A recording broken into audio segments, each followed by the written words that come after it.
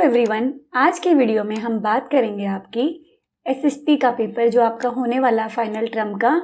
ये आपका 2 आवर्स का होगा और ये पेपर है क्लास 5 का।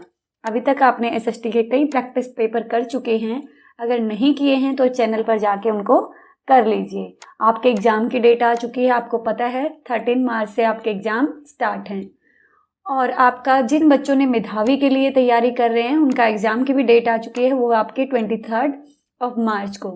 23 मार्च को आपका मेधावी का एग्ज़ाम होने वाला है। उससे पहले आपके फाइनल टर्म के एग्ज़ाम होंगे स्कूल में, तो उनमें भी आपको अच्छे मार्क्स लेने हैं, तो और ये मेधावी में भी आपको हेल्प करेंगे, तो इनकी अच्छे से तैयारी करनी है।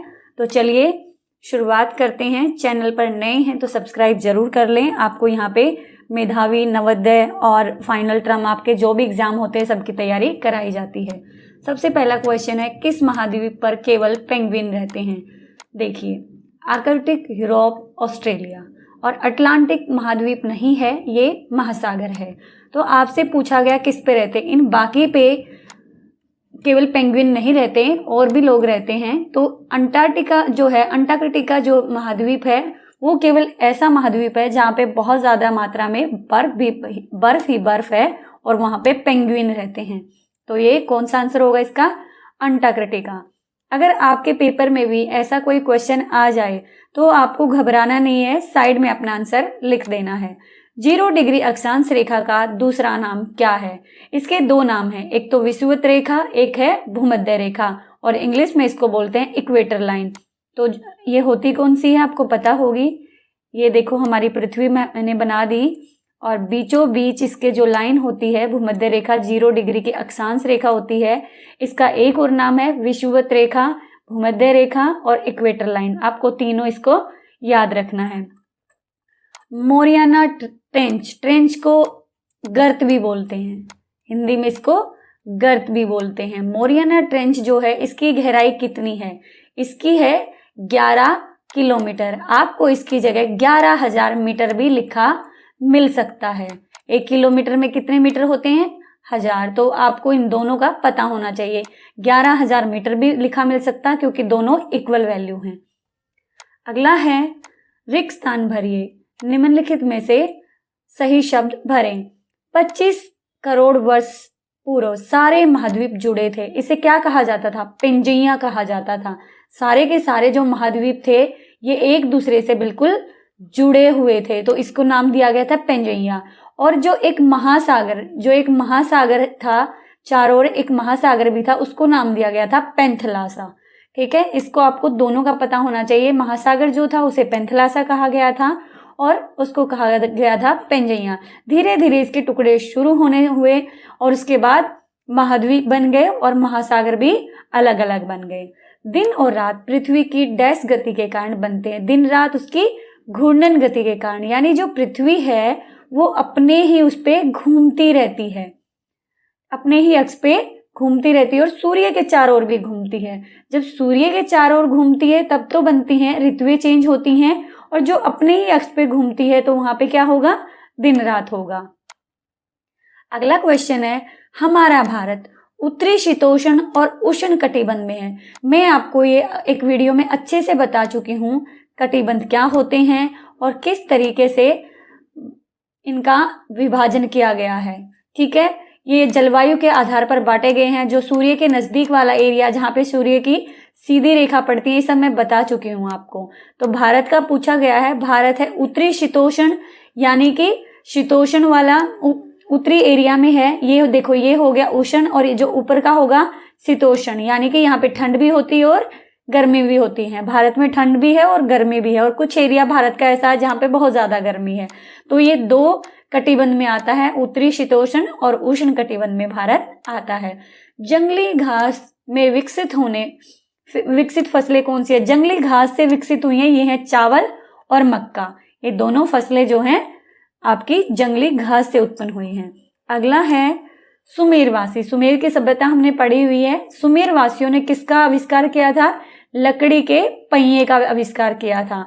सुमेरवासी वो पहले व्यक्ति थे 5000 साल पहले जिन्होंने पहिए का आविष्कार किया था, और उसी पहिए में बहुत सारे चेंजेस करने के बाद आज हम उसको यूज कर रहे हैं। चीन में किस चीज का आविष्कार हुआ? इनमें से कागज का। 2000 साल पहले चीन में कागज का आविष्कार हुआ। अब आप सोचेंगे उससे पहले किस पे लिखते थे? उससे पहले जो है उन पे लिखा जाता है, लकड़ी की होती थी, इस तरीके की पट्टियां बनाई जाती थी, या फिर मिट्टी की होती थी पट्टियां, उन पे लिखा जाता था। तो कागज का आविष्कार चीन में हुआ। सेमाफोर क्या है? Rail signal. सेमाफोर है रेल सिग्नल।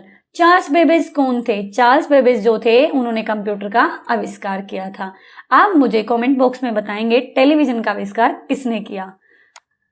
निम्न प्रश्नों के उत्तर एक शब्द या एक वाक्य में दे। टेलीफोन का आविष्कार, फोन जो सुनते हो आप, टेलीफोन का आविष्कार किसने किया? अलेक्जेंडर ग्राहम बेल ने। अलेक्जेंडर ग्राहम बेल ने टेलीफोन का आविष्कार किया। टेलीफोन पर पहली बार हेलो किसने बोला? ये प्रथा किसने स्टार्ट की?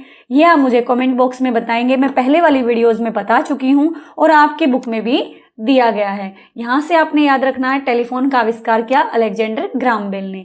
राजा शब्द को स्पेनिश, यानी कि जो राजा है जिसे इंग्लिश में किंग भी कहा जाता है, अब देखो अलग अलग लैंग्वेज में अलग अलग कहा जाता है, बहुत सारी लैंग्वेजेज हैं, तो पूछा गया है स्पेनिश में क्या कहा जाता है? स्पेनिश में राजा को रे कहा जाता है। हिंदी भाषा की लिपि कौन सी है? हिंदी की कौन सी है? देवनागरी। देखो हर भाषा की एक अपनी लिपि होती है, यानी कि किस लिपि में लिखा जाएगा। अब देखो, अब मैं आपको एग्जाम्पल देती हूँ। जैसे कि आपका नाम मान लो राहुल है, आपका नाम क्या है? राहुल है। अगर मैं ऐसे लिखती हूँ राहुल, तो ये मैंने किस में लिखा? देवनागरी लिपि में लिखा। अगर मैं राहुल ऐसे लिखती हूँ तो ये मैंने किस में लिखा? रोमन लिपि में लिखा, क्योंकि अंग्रेजी की लिपि कौन सी है? रोमन। अगर मैं इसे पंजाबी में लिखती हूँ तो मैंने गुरमुखी लिपि में लिखा। नाम था राहुल ही, लेकिन अलग अलग लिपि में मैंने उसको लिख दिया। तो लिपि समझ में आई आपको? नेक्स्ट है, पत्र भेजने के लिए सबसे पहले डाक टिकट का प्रयोग कहाँ पे हुआ? ब्रिटेन में हुआ था सबसे पहले। मनुष्य को संचार की आवश्यकता नहीं है। बताओ संचार क्या होता है? अपनी बात को दूसरे तक पहुंचाना किसी भी माध्यम से, या तो संकेत से, या बातचीत से, पत्र से, लेटर से, बहुत सारे माध्यम है, फोन से, टेलीविजन से। तो आप बताइए क्या मनुष्य को आवश्यकता नहीं है? बिल्कुल है, क्योंकि मनुष्य एक सामाजिक प्राणी है। आपको मैं अकेले कमरे में बंद कर दूं, एक दिन 2 दिन ना आपको फोन दूं, ना टेलीविजन दूं, ना बुक दूं, कुछ भी ना रहे आपके पास, तो आप सोच लें आपकी स्थिति कैसी हो जाएगी। तो मनुष्य को संचार की बहुत ज्यादा आवश्यकता है, तो ये स्टेटमेंट गलत है। भारत दक्षिण का सदस्य है, बिल्कुल ट्रू है ये स्टेटमेंट। ये दक्षिण जो है, दक्षिण एशियाई जो देश है उनका एक समूह है, तो उसका सदस्य भारत भी है। नेक्स्ट वन है, रेड क्रॉस सोसाइटी युद्ध सामग्री का निर्माण करती है। युद्ध सामग्री का निर्माण रेड क्रॉस सोसाइटी नहीं करती है, बल्कि ये युद्ध में जो घायल व्यक्ति हो जाते हैं उनकी हेल्प के लिए है। तो रेड क्रॉस सोसाइटी जो है यहाँ पे युद्ध की सामग्री का निर्माण नहीं करती। स्टेटमेंट बिल्कुल गलत है। ग्लाइडर जैसे विमान में इंजन नहीं होता, ये स्टेटमेंट बिल्कुल ठीक है। इस पे मैं ज्यादा डिस्कशन इसलिए नहीं कर रही, पहले हम कर चुके हैं। नेक्स्ट वन है, लोकतंत्र का अर्थ है लोगों का शासन। इसका आशय स्पष्ट कीजिए। लोकतंत्र का अर्थ है लोगों का शासन। देखो, लोकतंत्र शासन व्यवस्था जिसमें किसी न किसी रूप में लोगों की भागीदारी होती है, किसी न किसी रूप में जनता जो है अपने प्रतिनिधि चुनती है और वही उनका शासन चलाते हैं, इसलिए वो लोगों का शासन है। निम्न आकृति के बारे में आप क्या जानते हैं? क्या आप आज भी इसका प्रयोग होता है? देखो, ये आकृति जो है, ये सुमेर वासियों ने जो पहिया बनाया था, ये उसकी आकृति है। तो यह आकृति सुमेर वासियों द्वारा 5000 वर्ष पहले बनाए गई पहिए की आकृति है। वहां पे शुरुआत में देखो इतना अच्छा तो बनना नहीं था, किसी भी चीज का आविष्कार होता बहुत ही इनिशियल स्टेज पे होता है। तो इन्होंने क्या किया, लकड़ी का एक जो तना होता है, तने का पता होगा आपको, पेड़ जो होता है उसके इस वाले एरिए को तना बोलते हैं। इस तने से उन्होंने क्या किया, काटा और उसे एक पहिए का शेप दिया, उसे इस तरीके से पहिए का शेप दिया। अब जब इन्होंने इसको बनाया तो ये बहुत ही उबड़ खाबड़ लकड़ी का था, मतलब प्लेन एरिया नहीं था, और इसको स्लेज से जोड़ दिया गया, स्लेज से जोड़ दिया गया, तो इन्होंने पहिया बना लिया। अब हमसे पूछा गया क्या आज भी उपयोग होता है? आज उपयोग होता है, लेकिन इसमें बहुत सारे चेंजेस कर दिए गए हैं हमने, बहुत सारे। देखो आइडिया हमें यहाँ से मिला, लेकिन बहुत सारे चेंज करके हम इसे आज भी यूज करते हैं, जैसे बस, कार आदि में इसका यूज किया जाता है। एक स्टेटमेंट दी हुई है, इतनी तेज चलने वाली रेलगाड़ी से दिल्ली से चंडीगढ़ सिर्फ 30 मिनट में पहुंचा जा सकता है। ये कौन सी गाड़ी की बात हो रही है? ये बात हो रही है टीजीवी। टीजीवी जो है फ्रांस में बहुत ही तेज गति से चलने वाली की, यानी कि 515 किलोमीटर प्रति घंटे की दर से चलने वाली रेलगाड़ी है और यह फ्रांस में चलती है। आपको तीनों बात याद होना चाहिए। कौन सी जो तीव्रतम चलने वाली है टीजीवी, कितने इसकी गति क्या है 515 यानी 515, और किस देश में चलती है? फ्रांस में। हमारे यहाँ भी आ जाए तो मजे हो जाएं, हमें दूर जाना है तो फटाफट से इसमें हम जा सकते हैं। किस प्रकार की शासन व्यवस्था सबसे अच्छी है और क्यों? देखिए, लोकतांत्रिक जो शासन व्यवस्था सबसे अच्छी है। क्यों अच्छी है? क्योंकि इस व्यवस्था में लोगों की भागीदारी होती है।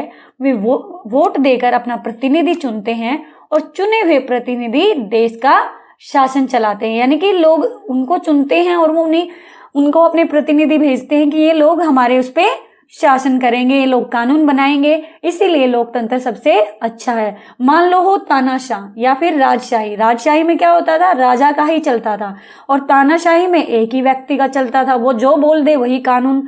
मान लो किसी ने चोरी कर ली, किसी को तो उसने मृत्युदंड दे दिया, किसी को उसने छोड़ दिया, यानी कि तानाशाही थी, कोई भी कानून नहीं था। लेकिन लोकतंत्र में लोगों के चुने हुए प्रतिनिधि होते हैं और उन सब की राय होती है। लोग जिसको चाहते हैं उसी को बिठाते हैं, भाई ये लोग हैं, ये हमारे लिए शासन करेंगे। ठीक है। सबसे अधिक कंप्यूटर प्रोग्राम कंपनी वाला देश, सबसे ज्यादा कंप्यूटर प्रोग्राम वाली कंपनी वाला देश जो है संयुक्त राज्य अमेरिका, यानी कि यूएसए। ग्रैंड ट्रंक वाला रोड कौन सा है?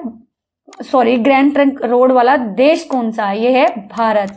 जिसे आप जीटी रोड बोलते हो ना, जीटी रोड सुना होगा आपने, जीटी रोड, तो ये ग्रैंड ट्रंक रोड इसका फुल फॉर्म होता है। ठीक है, और ये भारत में है। उम्मीद करती हूँ आपको समझ में आया होगा। अगर वीडियो अच्छी लगी तो लाइक करें, शेयर करें, चैनल पर नए हैं तो सब्सक्राइब जरूर करें। मिलते हैं अगली वीडियो में, तब तक के लिए अपनी तैयारी अच्छी रखिए।